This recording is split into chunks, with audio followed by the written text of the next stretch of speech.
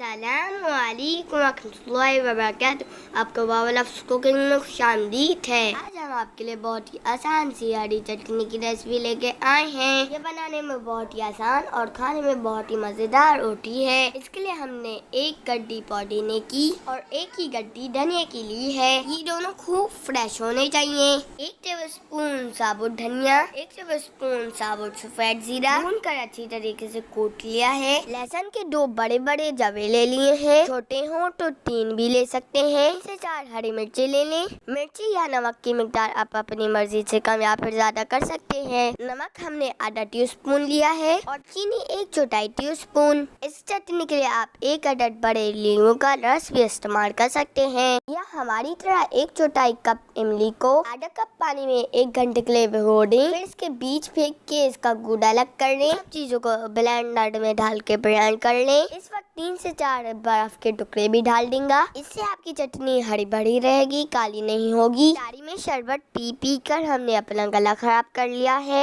ऐसी आवाज के लिए माजरत और दुआओं के लिए दरखास्त। आपकी मजेदार सी हरी चटनी तैयार है। इस रेसिपी को जरूर ट्राई करें और हमें दुआ में याद रखें। अगर आप वीडियो पसंद आए तो वीडियो को लाइक करें, चैनल को सब्सक्राइब करें और कमेंट बॉक्स में जरूर बताएं। देखने के लिए जज़ाकल्लाह खैर।